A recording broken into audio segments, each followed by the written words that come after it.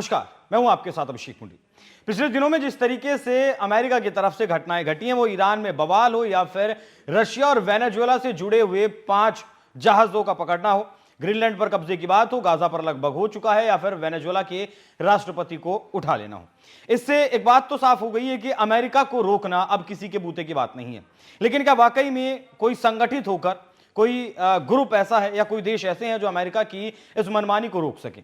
उसके लिए अब तैयारी की है ब्रिक्स के देशों ने, या फिर कहें कि ब्रिक्स प्लस के देशों ने। ब्रिक्स में 5 देश हैं, वो ब्राजील हो, इंडिया हो, चाइना हो, रशिया हो, साउथ अफ्रीका हो। लेकिन पिछले कई सालों में ब्रिक्स का विस्तार भी हुआ है, उसमें कई देश और जोड़े भी गए हैं, जैसे ईरान हो, इथोपिया हो, या फिर सऊदी अरब हो।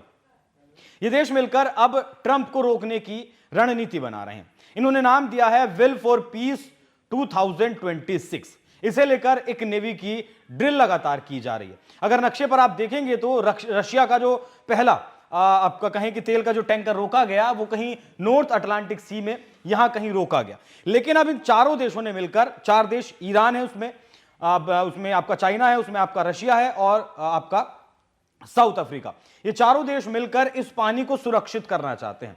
पानी को सुरक्षित करना चाहते हैं मतलब अपना जो व्यापार का रास्ता है, इनका जो यूरोप से व्यापार होता है या फिर अमेरिका से जो व्यापार होता है, जो तेल वेनेजुएला से लेकर आते हैं या फिर जो ईरान से तेल जाता है, रशिया से तेल जाता है, उस रास्ते को सुरक्षित करना चाहते हैं। इसीलिए साउथ अफ्रीका के केप टाउन में आप देखेंगे, यहां पर ऊपर से रशिया, चाइना और ईरान मिलकर यहां साउथ अफ्रीका में एक कहें कि अब एक ड्रिल इन्होंने शुरू की है। 9 तारीख से वो ड्रिल शुरू हुई है और 15 तारीख तक ये ड्रिल चलेगी।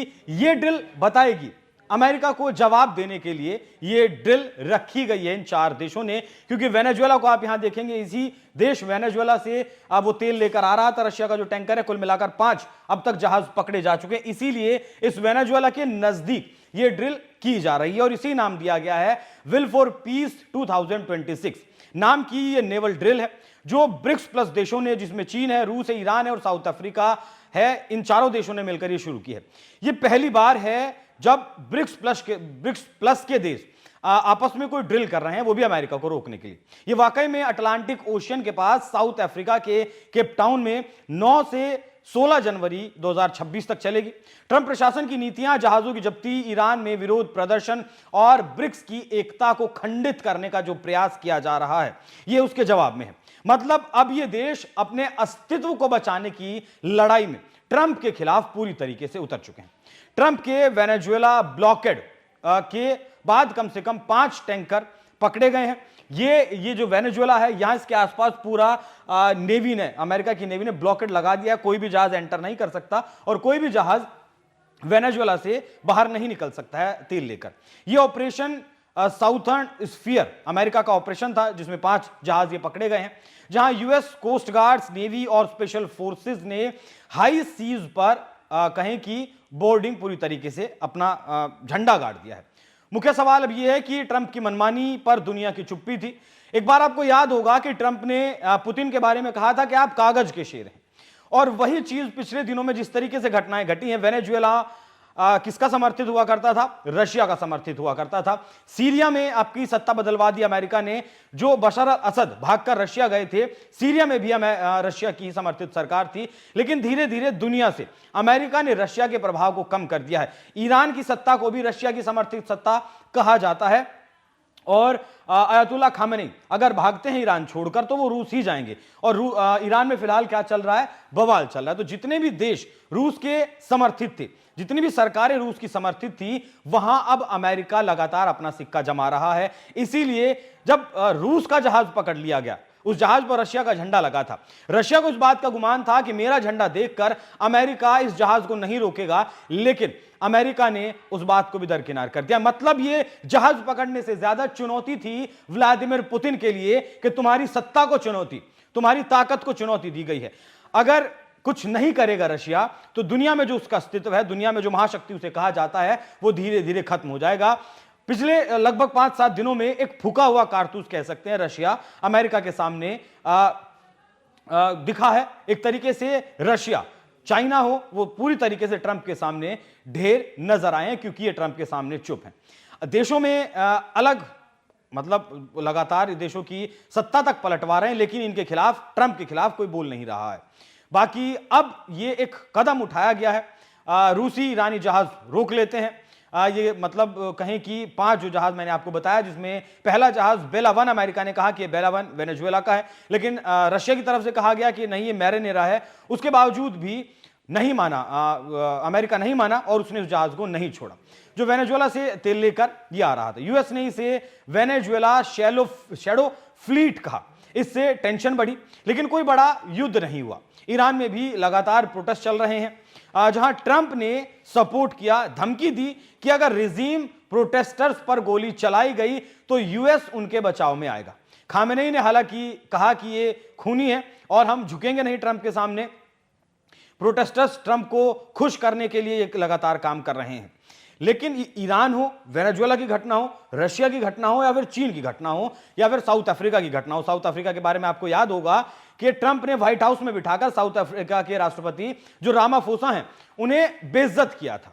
कहा था कि आप अपने देश में गोरों को मारते हैं, टारगेट करके मारते हैं, और बड़ा बेइज्जत होकर वहां से आए थे। इस बार साउथ अफ्रीका ने 2025 में G20 शिखर सम्मेलन की अध्यक्षता भी की, जिसमें ट्रंप को आना था, मतलब अमेरिका के राष्ट्राध्यक्ष को आना था, लेकिन अमेरिका के राष्ट्राध्यक्ष नहीं आए। तो अगला नंबर कभी भी साउथ अफ्रीका का हो सकता है। बात ब्रिक्स की अगर करें तो ब्राजील और भारत को भी नहीं भूला जाएगा। अब जिस तरीके से देशों के साथ, उनकी सत्ताओं के साथ, उनकी ताकत के साथ खिलवाड़ अमेरिका कर रहा है, उसी के जवाब में 9 जनवरी से 16 जनवरी तक अब ये ड्रिल ये देश मिलकर कर रहे हैं। इसे लीड चाइना कर रहा है। चाइना ने अपने जंगी जहाज यहां भेजे हैं, डिस्ट्रॉयर भेजे हैं, युद्धपोत भेजे हैं, और कहें कि सबमरीन्स, न्यूक्लियर सबमरीन्स यहां पर सब कुछ है। होस्ट भले ही साउथ अफ्रीका कर रहा है, लेकिन इसे अगर कहें कि सामने से लेकर चलने वाला देश चीन है। ऑब्जर्वर के तौर पर ब्राजील है, यूएई है, इथोपिया है, इंडोनेशिया है, इंडिया है। इंडिया और ब्राजील एक्टिवली इसमें शामिल नहीं है, क्योंकि भारत जिस भी संगठन में शामिल हुआ है, वो क्वाड का संगठन रहा हो, G20 का संगठन हो रहा हो, या फिर कोई और संगठन रहा हो, वो सैन्य तौर पर उसमें शामिल नहीं होता है। वो इकोनॉमिक तौर पर, टेक्नोलॉजी के नाम पर, AI के नाम पर शामिल जरूर होता है, लेकिन वो सैन्य कोई भी अगर गठबंधन बनता है, फिर वो सैन्य कोई भी एक्शन लेता है, भारत उसमें साथ नहीं चलता है। एग्जाम्पल के तौर पर भारत रशिया के साथ भी है, यूक्रेन के साथ भी है, भारत फिलिस्तीन के साथ भी है, और भारत इजराइल के साथ भी है। तो भारत दोनों धड़ों के साथ रहता है, टेबल टॉक पर भारत विश्वास करता है, इसीलिए भारत इसमें नहीं आया। जितने भी इकोनॉमिक संगठन है, भारत वहां जरूर जाता है। ब्रिक्स की अगर बात करें तो अब इसमें 10 मेंबर हैं, ईरान है, इजिप्ट है, इथोपिया, यूएई, इंडोनेशिया और सऊदी अरब। ये बाद में 5 देश जुड़े थे। इससे पहले ये जो सीरीज है G20 का पोस्टपोन होना, हालांकि ये युद्धाभ्यास होना पहले था, लेकिन साउथ अफ्रीका में G20 का आयोजन होना था, उसकी वजह से इसे डिले कर दिया गया और अब जाकर जनवरी में ये हो रहा है। फिलहाल की सिचुएशन अगर देखें तो ट्रंप के खिलाफ इसे देखा जा रहा है, लेकिन अगर G20 की अध्यक्षता साउथ अफ्रीका नहीं कर रहा होता तो शायद ये ड्रिल पहले हो चुकी होती। इसीलिए अब इसे अमेरिका से जोड़कर देखा जा रहा है। तो भारत फिलहाल चुप है, भारत फिलहाल सिर्फ देख रहा है ट्रंप की मनमानियां, क्योंकि भारत के ऊपर भी चल रही हैं। ब्राजील के ऊपर भी 50% का टैरिफ लगाया गया है, भारत के ऊपर भी 50% का टैरिफ लगाया गया है। लुटनिक जो इनके वाणिज्य सचिव हैं, उन्होंने तो यहां तक कह दिया कि डील लगभग फाइनल थी और मोदी को फोन करना था, लेकिन प्रधानमंत्री मोदी ने फोन नहीं किया। ये दिखा दिया हमने कि हम तुम्हारे घमंड के सामने रहने वाले नहीं, हम तुम्हारे घमंड के सामने टिके रहेंगे। बाकी गाजा लगभग अमेरिका का हो चुका है, बस औपचारिकताएं बाकी हैं। वेनेजुएला लगभग अमेरिका का हो चुका है। ईरान भी जिस तरीके से स्पीड से चल रहा है, 10-15 दिन में आपको देखने को मिलेगा कि अमेरिका की समर्थित सरकार वहां आ गई है। ग्रीनलैंड पर जब चाहे वो अपना कब्जा कर सकता है। ग्रीनलैंड पर कब्जा करता है तो नाटो के टूटने की भी दिक्कतें आ सकती हैं। यूरोप के जो देश हैं वो भी खड़े हो सकते हैं आपका रशिया के साथ में या फिर ट्रंप के खिलाफ में। यूरोपियन यूनियन के जितने भी देश हैं वो फिलहाल रशिया से बात करने की बात कह रहे हैं कि हमें रशिया से भी बात करनी चाहिए, क्योंकि रूस यूक्रेन युद्ध का जो सबसे बड़ा प्रभाव है, सबसे बड़ा नुकसान यूरोप के देशों को ही भुगतना पड़ रहा है। यूरोप के देश ही फंड कर रहे हैं यूक्रेन की जो युद्ध मशीनरी है। तो अब देखना दिलचस्प रहेगा कि इस ड्रिल का क्या कुछ फायदा होता है। अमेरिका की जो मनमानियां हैं वो रुकती हैं या नहीं रुकती हैं। बाकी रूस क्या कुछ और एक्शन लेता है नहीं लेता है, सारी चीजें फिलहाल अब बस देखने भर पर टिकी हुई हैं। बाकी जो रवैया ट्रंप ने अपनाया हुआ है उसे देखकर लगता नहीं है कि ट्रंप किसी भी सूरत में रुकने वाले हैं। बाकी आप लोग इस विषय पर क्या सोचते हैं, कमेंट बॉक्स में अपनी राय जरूर दीजिएगा। नमस्कार।